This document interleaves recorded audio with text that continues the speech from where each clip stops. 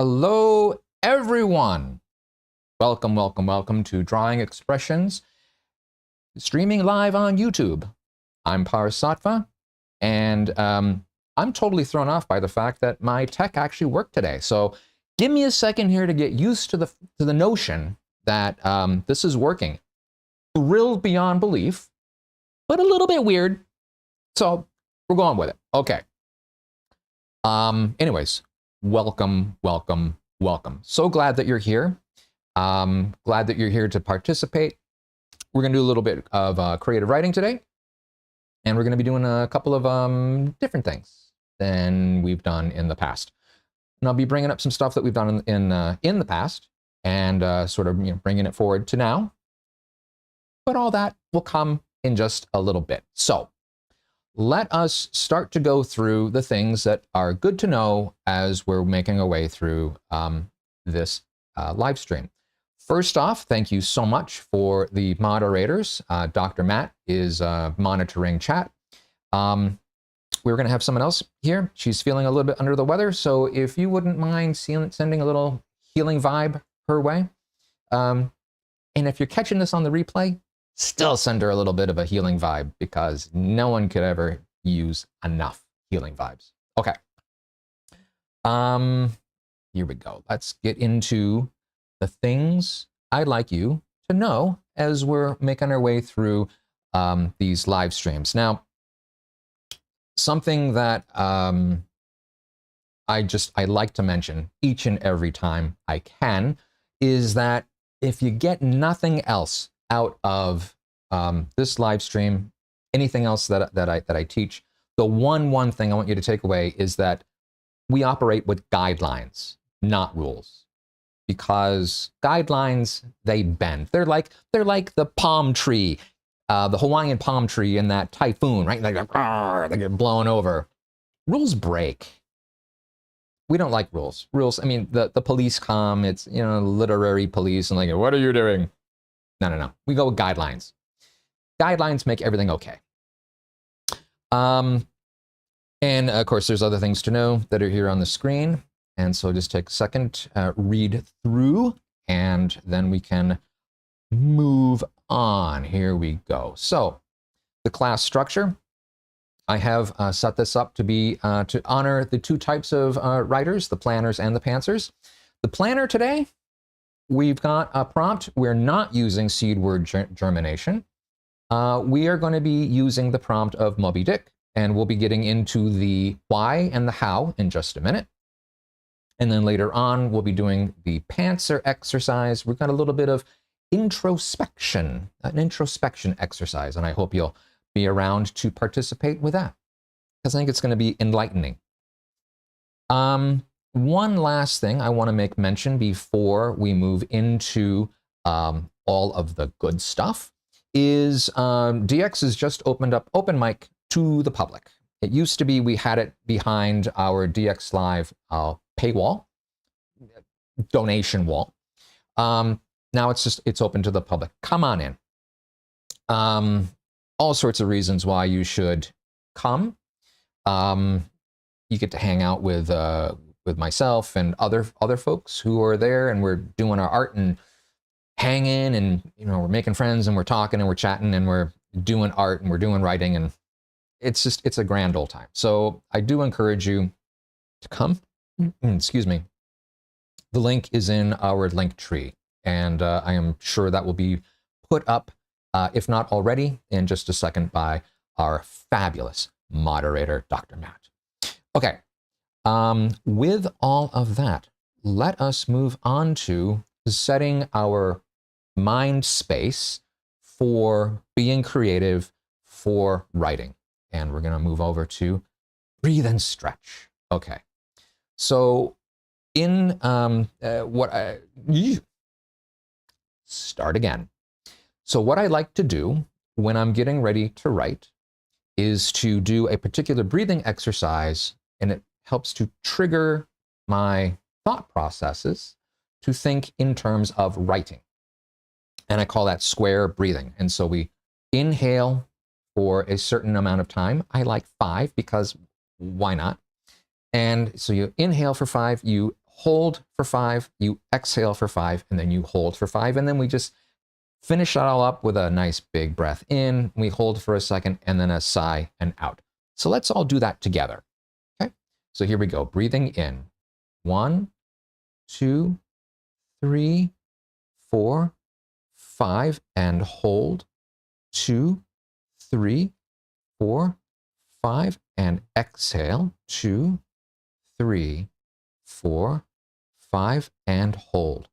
2, 3, 4, 5. Breathing in. Hold. And with an exhale. Good. I feel ready to go. Hope you do too. Okay, so with that, let's begin.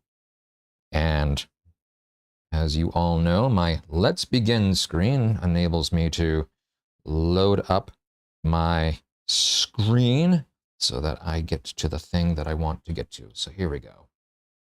Oh, awesome, and that's working too. I love it when tech comes and works all together. Yes.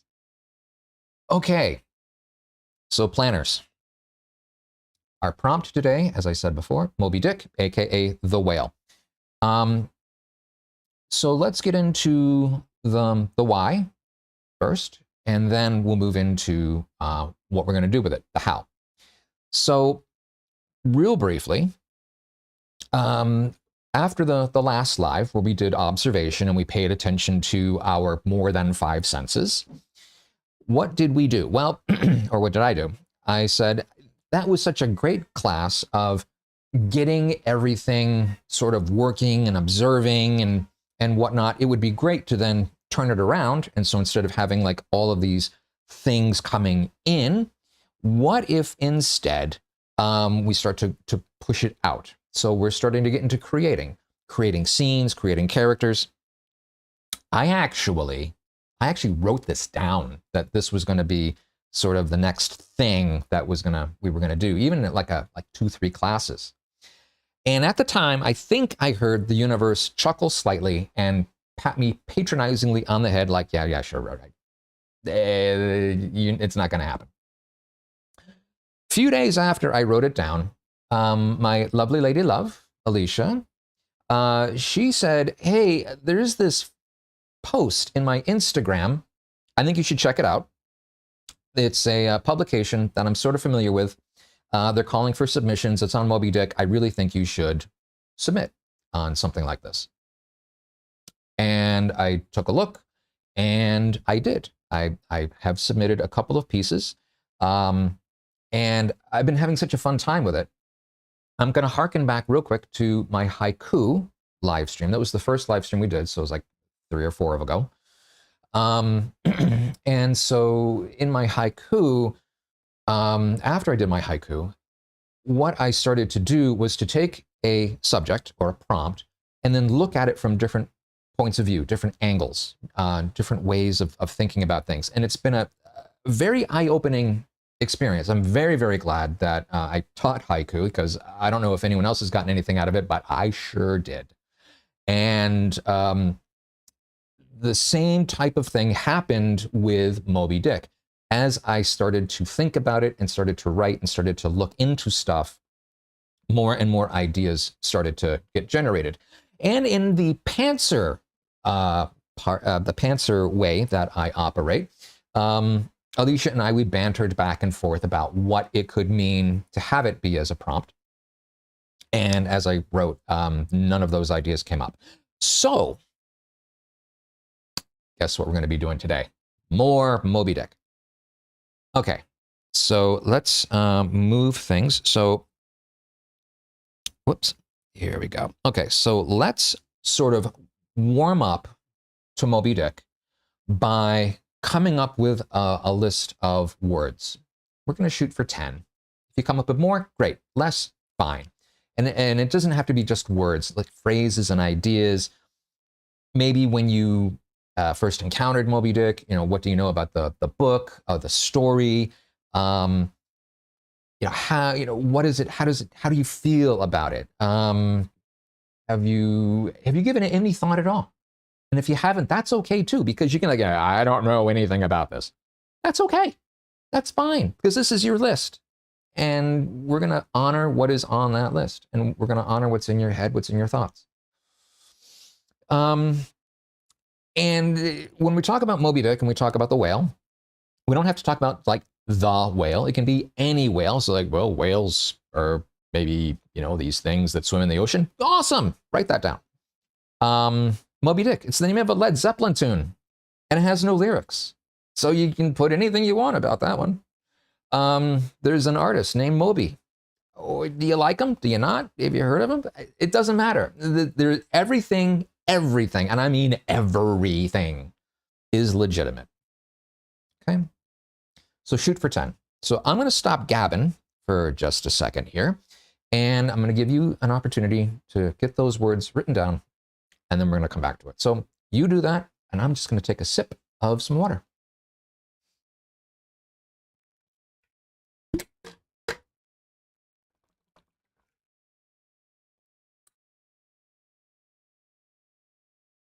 Okay. Okay. So I'm going to assume that you've got some things written down. If you don't have 10, that's okay. You can always come back to it and work the exercise later. You can always edit, right? You can always go back and redo things and whatnot. I mean, there is a real freedom in doing this. It's just that on live, we got to keep moving forward. Okay, so here we go. So set your list aside. We're going to come back to it. Okay, so real quick, the reason why Moby Dick has come up is because of the Moss Piglet magazine. Crazines is the name of the organization that publishes Moss Piglet, and publisher and editor John Bloner Jr., who has also said I can call him Ishmael. So thanks to Ishmael, or John Bloner, Crazines, we have the history here up on the screen, so if you want to read that real quick. Anyways, it is one heck of a publication. If you go to their website, crazines.com, you go into their archives, you can see just how, you can see a fabulous amount of work that's in there. It's writing, it's visual arts, comics, memoir. I mean, it's just all sorts of stuff. Actually, you need to see it to believe it, because it's just that big. As he's written in here, 90+ page, full color, professionally printed. So I was blown away when I saw it. But I wrote the stuff before I saw this, because I didn't think to go to the archives. So you're actually ahead of me on this one. So anyways, this is who came up with the Moby Dick prompt. This is where I've sent 2 stories to. So let's just scroll. Okay. Let's see now here. I'm going to come back to that one. Stories that I've written using Moby Dick as a prompt so far. So the first one, as I was sort of working my way through, is Ishmael is the sole survivor of this whale hunt for Moby Dick. And so what happens to him afterwards? And there was a bit of a twist, because at the time that Herman Melville, he published his book, one of the things that you would do as an author is you would publish in the US to get the US rights, but then you'd also publish in the UK in order to get like the UK, Europe, the Commonwealth rights. And so it was very common to be published in both places. And the UK publisher took some liberties with the text. So there was some differences between the UK text and the US text. And it's like, well, can we play with that? And the answer is yes. And so that is one story that I submitted to Moss Piglet. I'm not going to read it here in honor of the fact that they have it in their hands, and they should have first crack at publishing. The next thing that I worked on was Moby Dick as a name. Where does my mind go when I hear the name Moby Dick? And I wrote something on that. And that has also been submitted to Moss Piglet. But I did want to do an example as to where your mind can go, what things can do. So one of the things that I think I read on the internet, and now unfortunately I can't find it again, is that when the book jackets were first printed, they showed the right kind, the wrong kind of whale. It was a right whale, not a sperm whale, that was in the book. So that seemed kind of bad. So could we do something with that? And also, the book was really panned by the critics, especially in the US. So could we do something? It was only after Melville's death that it was seen as a great novel, and really people came out of the woodwork to say what a fantastic novel it was, but they weren't doing that when he was alive. So could we include that into this thing? And I did. And this one I do want to share. So this is an example as to where your mind can go and what things can do as we are working through our Moby Dick prompt. So I'm going to scroll again. So before I go up, I should say that this started out first as prose. So just lines of text. And it quickly turned into poetry.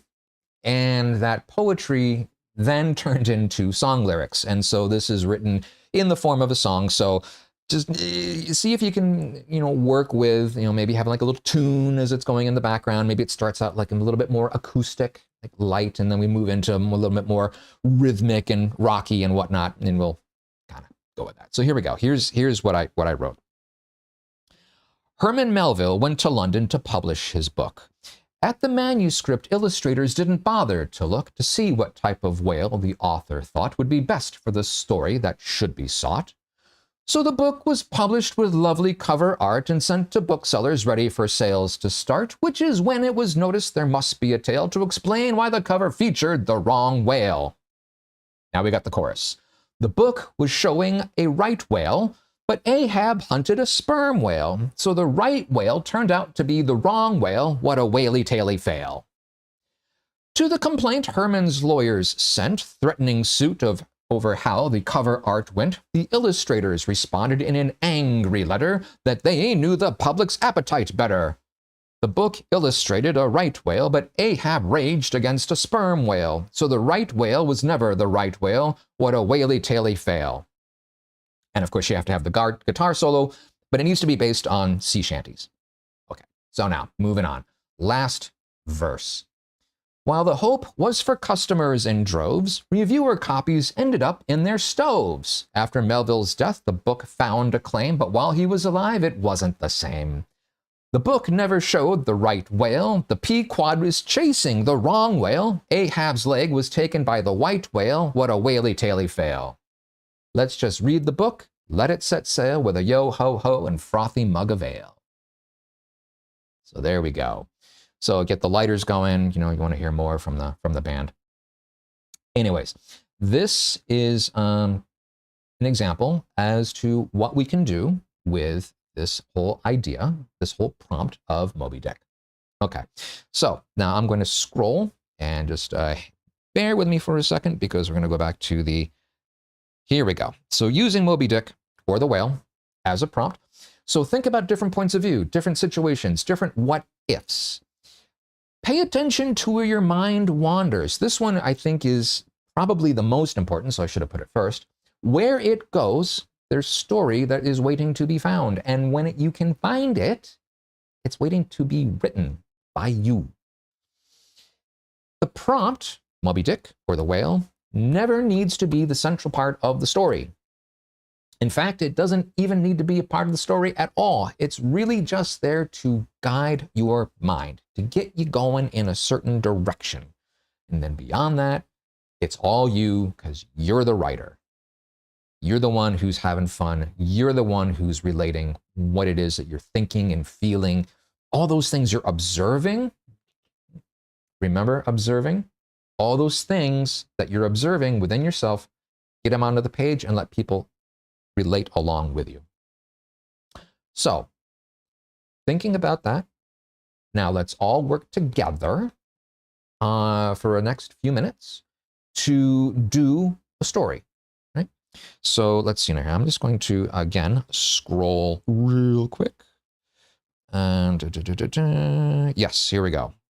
Revisit your word list. Let that list guide your story, and we're all going to work together. Okay, so saying that, let's go back to the let's begin, which is the cover, so that I can get my working page up. There we go. And I'm just going to bring this around. Now, this is the part where I start to get kind of talky out loud as I'm working through my process and just getting the idea down on the page. It's not going to be anything near as refined, as edited as the song lyrics that I just did. This is just to get the idea down, and then the idea is that you're going to go back later on and work with it, smooth it out, maybe bring in more elements. Give yourself time to look up different source materials, or really just to daydream, whatever. So I am going to be inspired. One more thing. As I work, I'm going to keep this screen up. You're going to see the text coming up here on the screen in just a second. When I finish here, if you've got the volume turned down and you want to work independently, that is cool. I actually encourage that. I will bring up the breathe and stretch screen to indicate that I'm done working here, and then we can move on to the next bit. Okay. Okay, now I'm going to start working out loud. So one of the ideas that Alicia and I bantered with was the whole notion of what happens after, say, Captain Ahab, who is the mad captain seeking revenge for Moby Dick, who in a prior episode, not in the book, it happens before, when Ahab went hunting for Moby Dick ended up taking his leg. I think he bit it off. Somehow or other, Ahab doesn't have a leg anymore, and instead, his fake leg is actually from the jawbone of a sperm whale. So, can we use that? Can we somehow use that? Especially at, maybe after everyone's dead. Well, because, Ahab is dead at the end of the book. Moby Dick has been lanced in the side. Probably not gonna last much longer because you've got a lance in your side. So, or a harpoon, sorry. That's for any of you whaling veterans, sorry, I used the wrong term. Well, what can we do with that? And so where my mind goes is what happens when, say, Moby Dick does pass. He's going to pass after Ahab, because Ahab's dead already. What happens? So let's just sort of follow the path of Moby Dick upon his passing. So, so Moby Dick, whoops, and it'd be nice if I could start spelling from the, oh, come on, you silly thing. Moby, thank you. Dick survived the harpooning of Ahab for several days, giving him time to let's see here. Now, Moby Dick is such an epic figure. Why not have him be some sort of royalty in the underworld, or not in the underworld, but in the undersea? Giving him time to notify his heir to the great, let's go the great whale throne Oh dear. Okay. Just caught that I have the wrong name. So let's just get that fixed. There we go. Of Ahab, not Arab. And throne. That is just not. I just seem to be having all sorts of throne. Thro. Throne. No, ne. That looks better. Okay. To the great whale throne. Throne of his impending ascension to say goodbye to family and friends and subjects, and to make peace with death.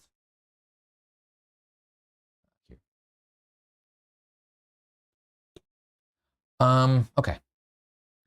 So when he did indeed pass away, he was ready to do so. Now again, we're just playing with an idea. This is a little bit rough. That's okay, because you can always go back and fix things on edit. But I do like the fact that it was pointed out to me that Ahab, not Arab. Okay. So let's talk about when a whale dies, especially a royal whale. You would expect they're going to get royal treatment in the afterlife. Why not? So,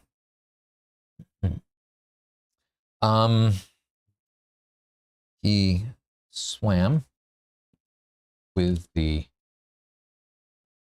grim, let's see now here. Now we have the Grim Reaper for humans, where they're kind of, slicing grain. So you kind of have that same notion of slicing the human life and, gathering the fruit. Do you have that in the undersea? I don't think so. I don't think so. But what do you have? What would you, the grim, oh, okay, here, we'll do it this way. With the, here, we'll just, instead of spending a lot of time trying to figure this one out, I will misspell the Grim Aquatic Reaper, and we'll just sort of hold that open on an edit, and we can go back and fix that later. But this is holds it for right now, the Grim Aquatic Reaper. We'll find something more clever later on. He swam with the Grim Aquatic Reaper towards shimmering, pearly, and we'll have it be a gate, because you can have gates underwater. Sure, why not? Pearly gates. Which, okay. Actually, he will, and then he will be met. He was met by, and we as humans, we get St. Peter. We're going to want to have some sort of aquatic equivalent.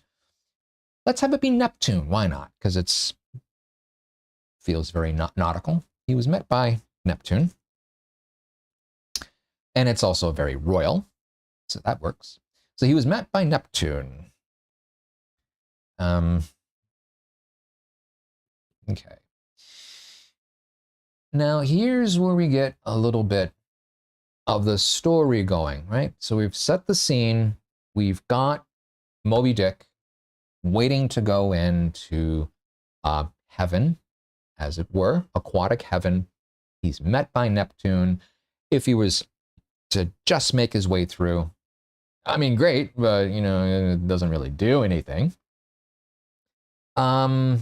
Let's have there be a problem. Can't quite make it in. Why? Well, maybe Moby Death thought he was ready. His soul is ready to pass into aquatic heaven, but he's holding on to something. And in, paradise is supposed to be, free of guilt and anger and all that stuff. It's just supposed to be, you're hanging out, being all peaceful. And would Moby Dick actually be peaceful with Ahab sort of hanging over his head? Yeah, maybe, maybe not. I don't think so. So he was met by Neptune. And let's just sort of draw attention to that. Who said, I see you still carry the body of Captain Ahab on your flank.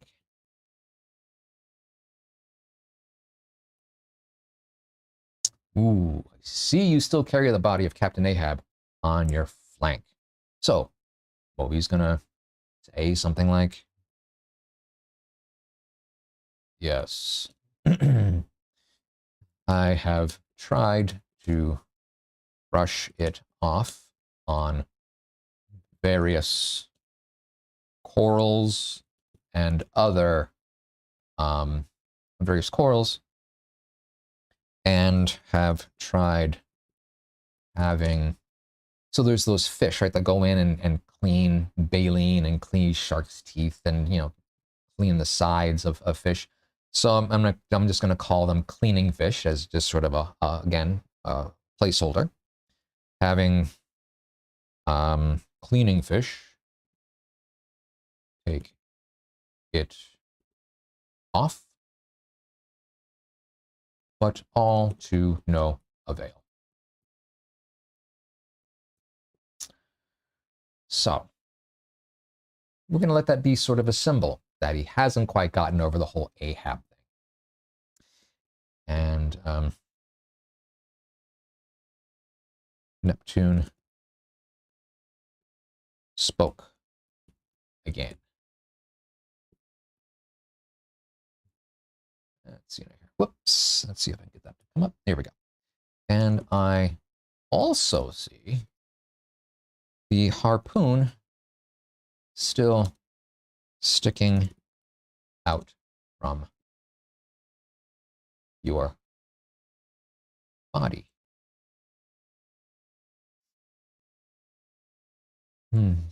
Again, I have been unable to remove it.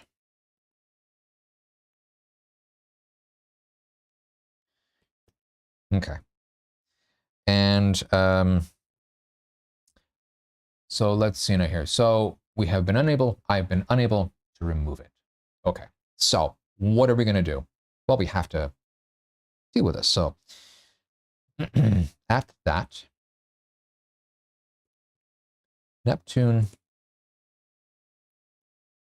called to a messenger fish and asked him to guide Moby Dick, the guide, here we go, the great white whale, to room CS 4562. CS. See, you can tell I thought about this when I actually was thinking a lot last night about a lot of things, and this is one of them. So CS, room of reconciliation.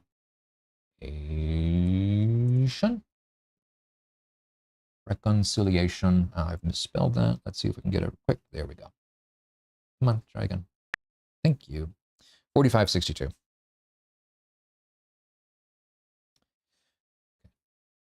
As the two swam, Moby asked,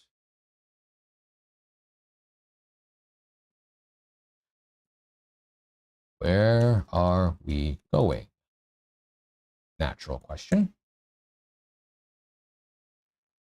To a room where you can work out your differences, release your feelings,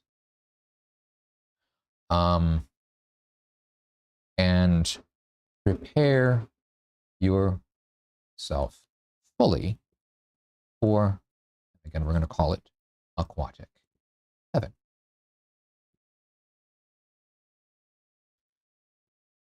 And does the notation CS mean anything? Mean anything?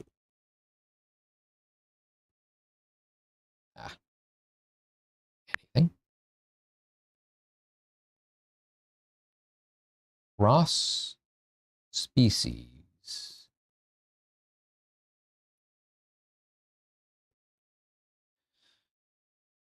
The two were then silent until they arrived at a door labeled with the aforementioned number. And let's get that aforementioned. There we go.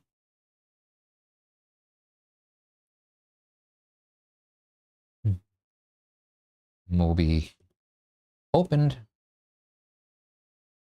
the door and was met by an angry, thank you, and animated Captain Ahab. Ahab, see if it'll hold the spelling this time, thank you. Captain Ahab, who began shouting, "It's that foul beast of the deep that took my leg and my life away with ye. Away with ye."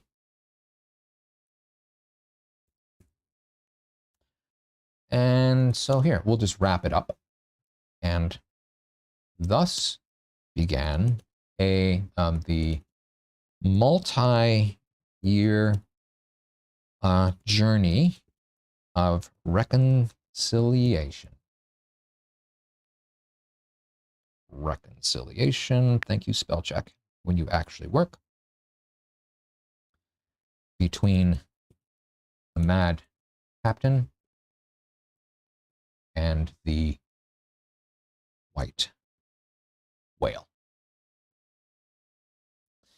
Okay, so I'm going to scroll. We're just going to go back over, review real quick.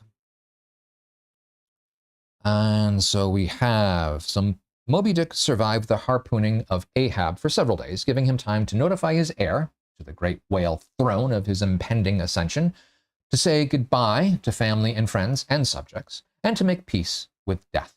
So when he did indeed pass away, he was ready to do so.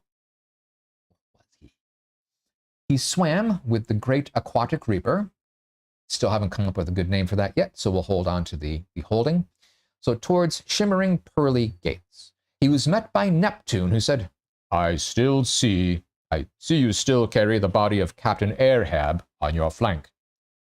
Yes, I have tried to brush it off on various corals and have tried having cleaning fish take it off, but all to no avail. Neptune spoke again. And I also see the harpoon still sticking out from your body. Again, I have been unable to remove it. At that, Neptune called to a messenger fish and asked him to guide the great white whale to room CS, Room of Reconciliation 4562. So, since we are using the the harpoon and the body actually still physically attached to this spiritual body trying to get into aquatic heaven. Maybe we could, at this point, flesh that out a little bit more and actually call attention to the fact that we are using these as symbols of Moby's discontent, his lingering anger, the fact that he died before his time, maybe anger that he was hunted at all. Right? We can do all sorts of things with that if we wanted to flesh it out. Again, we're just going to sort of swoop right through here, but there is an opportunity to massage this out. Okay, so as the two swam, Moby asked, "Where are we going?" "To a room where you can work out your differences, release your feelings, and prepare yourself fully for aquatic heaven." "And does the notation CS mean anything?" "Cross species." So I'm going to pause here. A little bit of foreshadowing because we are trying to bring in the fact that Moby Dick is now going to have to face a reconciliation with someone, and who more likely than anyone else than Ahab. Okay. So again, could maybe work that, make it a little bit clearer, do a little bit more with it. But for right now, I think it works just fine. So the two were then silent until they arrived at a door labeled with the aforementioned number. Moby opened the door and was met by an angry and animated Captain Ahab, who began shouting, "Is the foul beast of the deep that took my leg and my life! Away with ye!" And thus began the multi-year journey of reconciliation between the mad captain and the white whale. So we've got the idea down, and we could work with it some more, even. What would the discussions look like? I mean, this could turn into, quite the lengthy short story, many thousands of words as they're sort of working through their items, their issues. We can bring in items of philosophy. You could bring in items of religion. You could bring in all these different ideas if you wanted to sort of incorporate them in, slide them in, have them express different things. This is all up to you as the writer, as the writer. What do you want the reader to be reading? What do you want them to take away? Okay, so that is where we're going to finish up with here. So as promised, I am going to bring us back to breathe and stretch, and I'm going to get my writing tablet out of the way. Okay, so what I'd like to do now is just take a nice deep breath in and hold. Ooh, and squeeze my back as I do it, and release. Awesome. And let's just massage the back muscles a little bit, because the one thing about bending over and typing is you do sort of work those back muscles. You work arms, just shake them out, shake your hands, give them a little massage, little massagey. Awesome. Okay. So now that we've had a minute to write, and maybe even a minute just here to reflect on what we've done, are you happy with what you've done? Maybe just drop it in the comments, or maybe I go that way. Whichever way I'm supposed to point to get to the comments, just let us know. How did it go? Are you going to work on it some more? How did Moby Dick feel to you? And I'm very interested to find out. In fact, I will take this moment to bring up a couple of things. So first, it's going to be our hashtags and whatnot. So if you do choose to share what you've done, and you do it on social media, there is our hashtag DXLive with Parz. You can always also drop us a line at the email that's up here. Join our community. It's free. You can post in there into mostly writing. Let us know. Let us know what you're doing, because I am very interested in seeing what you're doing. And it's not just the stuff that you do here on live. It's also if you're catching it on the replay or as you're working on it afterwards. Let me know what you're doing. Okay, and we will come back to this because see you next time. We're not ready for that yet. Okay, but we are ready for my DX haiku, a creative space, holistically supportive. Please like, share, subscribe. Okay. Now, full screen now. Okay. So that was the planner section. I hope it went well for you. Let's move into Pantser. And I want to tell a little bit of a story here as to why we're going to be doing what we're doing, and hope that you'll participate along.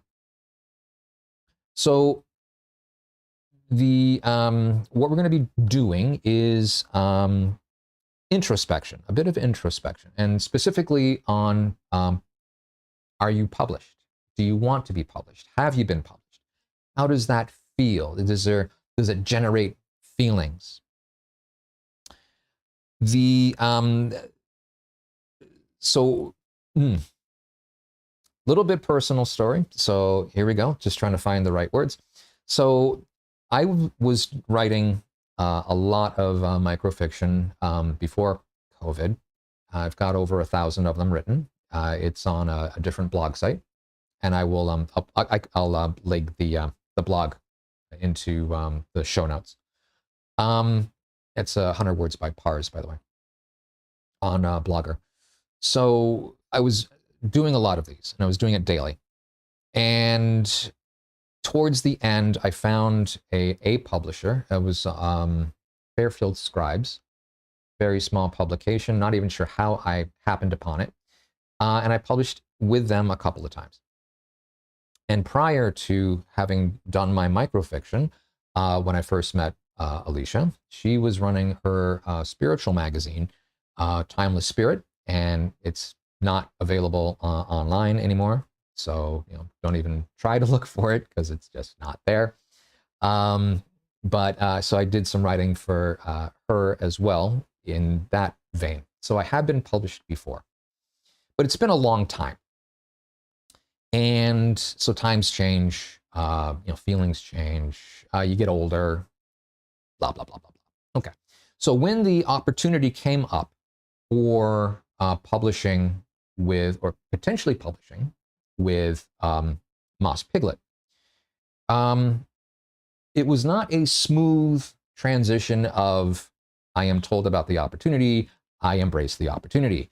It didn't go like that. Inside, there was all sorts of eruptions of ideas and things, and I wasn't hearing what was being said, and I made no sense. And looking back on it, I made no sense to myself. But what in the end happened is I became aware that I had conflicting ideas about what I wanted to do, and I was actually starting to get in the way of myself doing things. So that was a bit of introspection. And so what I would like to do today with you is to invite you, if you've never really worked through something like this before, where you have, say, like one idea, which is, I should be published, and I should publish everywhere I can, because that is what they say on the internet that writers do. They send out mass amounts of submissions, and you're doing, having to do all these different organizational things and keeping track of who's publishing what and blah, blah, blah. And it's a huge amount of work that's being contemplated. And it's really not my jam. But there was that idea that was just like, you've got to do this. And there was another idea that said, are you crazy? That's crazy making. I am just happy, kind of being my happy little self, not really being published, not really doing anything. Things are crazy enough as it is. I don't want to take something else on. And thankfully, my very patient, lovely lady dove, helped me through my confusion, the chaos in my head. And I did end up working very happily on the 2 submissions that I sent into Moss Piglet. And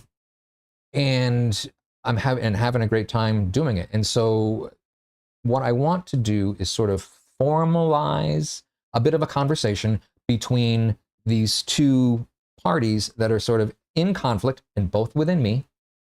Okay, so only I can hear what's going on. I mean, I can describe what's going on to somebody else, but no one really gets the flavor of it except me. And I want to do that in the medium of a letter. Because letters, it takes some time to compose. It takes some thoughtfulness. And it takes, it allows for like words to just kind of sit on the page for a little bit and let the reader, which is the other part of you that's listening in, that's reading this, to kind of take it in and sit with it and kind of go back and forth. Now, I'm going to accelerate the letter writing back and forth. It's going to look a lot more like texts because we don't have a lot of time to do this. No one's going to be interested in watching me sitting there like contemplate for days. You make a good point. So we're just going to kind of go back and forth, have a little bit of a banter. But when you're approaching this, and if you're not used to having this kind of conversation, I encourage you to actually write yourself a letter. And so let's just bring things up. I'm going to go to the let's begin and allow me to madly scramble to get my appropriate page up. And okay, here we go. Publication introspection. And this letter, it is part of creative writing. Creative writing isn't just for relating our thoughts and our feelings and whatnot to the outside world. We can use it for introspection. So creative writing actually is very, very, very, very broad and can be used for a lot of different things. And so this is going to be one way that we can do that. We become both the writer and the reader. And I think that's kind of cool. Okay, so I'm going to scroll. And now how we have this exercise. So writing this letter to yourself about how we feel about being published. Now, the feel about being published, this is actually the topic specific to this live today, because this is what I experienced, and I just want to share this with you. Excuse me, but this can work for any topic. Anything where you're of two minds. Should I leave my job? Should I not? Write a letter to each other. What's the advantages? What's the disadvantages? How do I feel about it? Am I afraid? Does it make sense? Blah, blah, blah, blah, blah, blah, blah. You can kind of, go back and forth. Should I pursue this relationship? Should I not? You can write a letter back and forth, and you sort of lay things out. And so you get the idea, right? You fill in the topic, and if you're of two minds or more, you can actually have this literary conversation where it's on the page, you can see it. So it's not just simply you thinking stuff. It can actually be memorialized on a page. And then when you're done with it, you can, if you keep it, if you want, if it makes sense to you, if it kind of gives you an idea as to what direction you went, working on other topics, it can go into the garbage. If it's just like you never want to see it again, it's all good. It's whatever you choose to do with it is what you choose to do with it. It's all good. The one thing that I highly, highly say is this rises to rule level is make sure to be respectful to yourself. No name calling, no demeaning. There is enough stuff in the world that tries to tear us down, that tries to make us feel small, that tries to make us less than. You don't need to do that to yourself. Build yourself up, work with yourself, understand the perspectives of your feelings, because each one of them is going to have a right perspective trying to accomplish a specific goal. So honor that. Okay, so I'm going to scroll and we're going to move on. So ideas for writing this letter. And again, this is more tailored to the publishing subject. So do you dream of being published? Are you not published yet? Do you dream of it? Are you afraid of being published? And if you are published, you can still be afraid. You can still be very afraid. Are you happy with being published? Are there limitations to what you're willing to do, where you're willing to publish? These are just some beginning ideas. And also keep in mind that when you are writing the letter, you are writing from one viewpoint and talking to another viewpoint, right? So it can be, for me, it could be the pro-publishing, I should publish everywhere, this is good, and send that to the fearful that is saying, I'm not so sure this is a great idea. And we can write that letter. We can also write the letter of, whoa, now, I want to write a letter and ask that we put on the brakes because this is crazy making. We can have letter go that way. And this is why you can actually continue this exercise. You can have letters go back and forth and just sit with each idea for days, if need be. Actually, I had a text messages going off in my head last night. I am very familiar with having these conversations with myself as I sort of work things out. And so we end up with a kind of a shorthand, and it typically happens at 2 in the morning. And that's okay. So we're going to get sort of a flavor as to what happened. And we may even get more because this is Pantser and I haven't really prepared for this. And so let's just see what happens. Make sense? So I'm going to invite you to join me. So if you have been published, write a letter to yourself, maybe expressing gratitude for being published, all the things that you're gaining from being published, maybe some things that you're losing that you hadn't really contemplated before. Honor the fact that you may have mixed feelings about being published. And if you're not published, think about the sharing of your work, where you might share, how you might share it. How do you feel about that? Are you excited about it? Are you fearful of it? It could actually be both. So let's just move on here. So I'm going to go to the Let's Begin. I am going to change my screen and here we go. I just was reminded that things are starting to get close on time. So we're going to be pretty short with this exercise. Just going to make some space. And here we go. Okay. All right. So real briefly, what are we saying? So, dear reluctant self,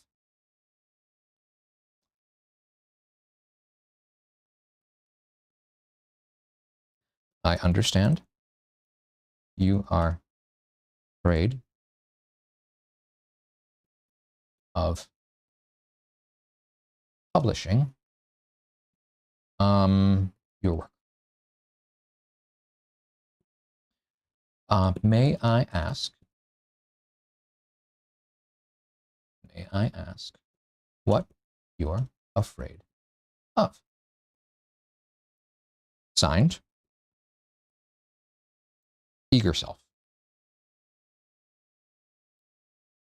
Okay. Now we can just assume that we're going to have these going back and forth. And I'm going to sort of text message myself back and forth and give the quick notes. So what it turns out, so reluctant self, which I'm going to RS, I'm afraid of success. I know what failure looks like, but I don't know what success might mean. That scares me.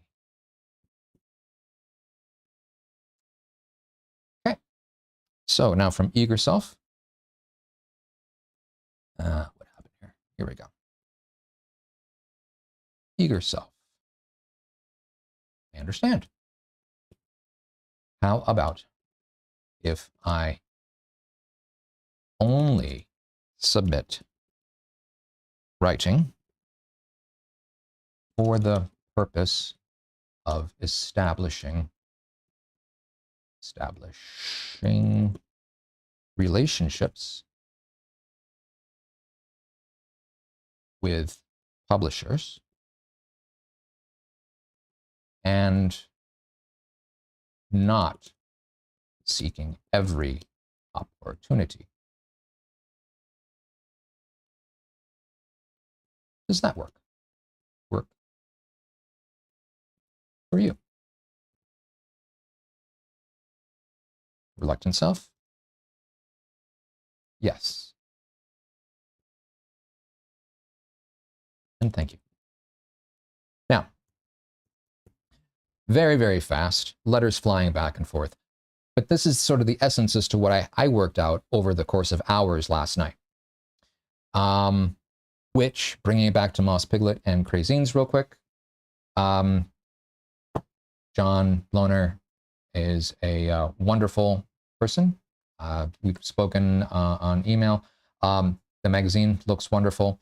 So I'm going to encourage you that if you have writing that you would like, or art, comics, think about submitting to him, because it's not a scary thing. And I look forward to doing more monthly things, because they have one prompt a month. And I am looking forward to that. I think the next one is patterns, and I think the visual artists will very, very definitely enjoy that.